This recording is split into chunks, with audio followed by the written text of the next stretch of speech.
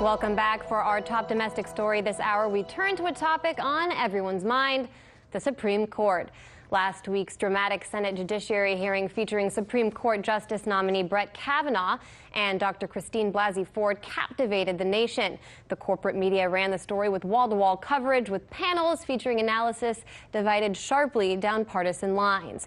The question asked by all, is Brett Kavanaugh, a man now accused of multiple sexual assaults by multiple women, fit to sit on the Supreme Court for the rest of his life? Well, the team here at In Question wants to take that conversation a step further and ask, why do we have lifetime appointments to the Supreme Court anyway?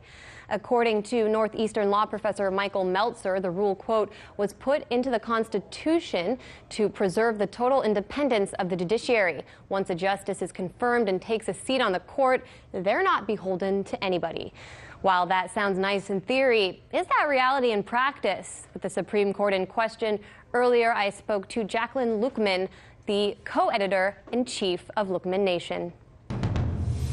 Welcome to the studio, Jacqueline. Lifetime appointments, as I just mentioned, are meant to preserve the court's independence and ensure that justices aren't, swayed by politics. Is that what happens in reality? That's certainly not what happens in reality, especially when we have a system in which the appointments are made, the nominations are made by very partisan presidents who are the elected representative of political parties.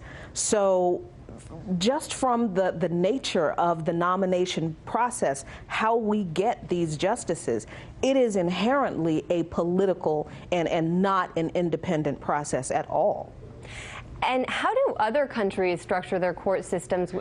Americans might be shocked to know that this isn't how other countries necessarily do things. Yeah, the interesting thing about the way other countries structure their court systems is that we have to remember that a lot of other countries in the world, especially countries in Africa and also India and Pakistan, were colonized. So interestingly enough, many of their court systems reflect the court system of their former colonizers.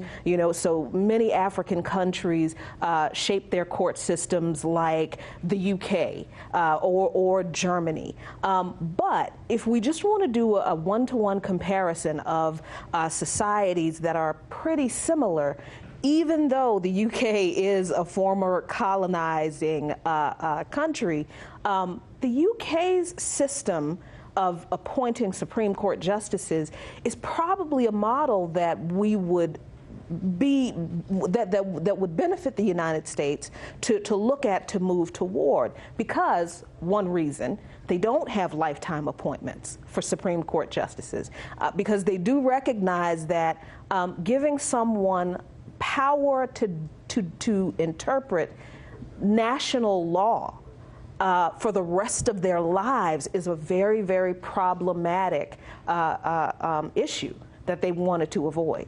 At other court levels, judges are actually elected, but they can then be bought just as easily as politicians. So in your view, what's the answer here?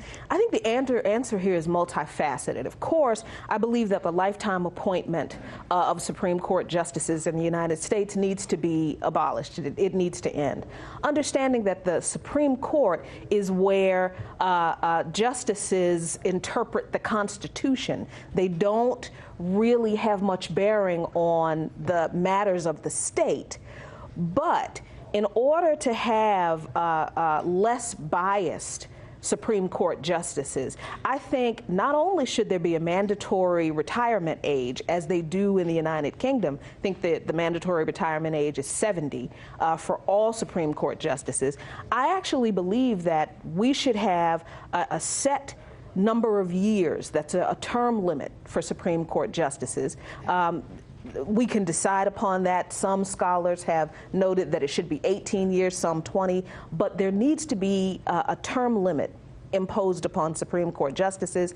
And in this way, Supreme Court justices cannot time their retirements to whichever friendly presidential administration is coming in, so they can replace them with someone of like-minded political ideology. Right, because some say that's exactly what just happened, leading to Kavanaugh's nomination. We're unfortunately out of time. Jacqueline Luqman, co-editor-in-chief of Luqman Nation, thank you so much for coming on here and having a discussion you don't really ever hear anywhere else. Thank you so much for having me.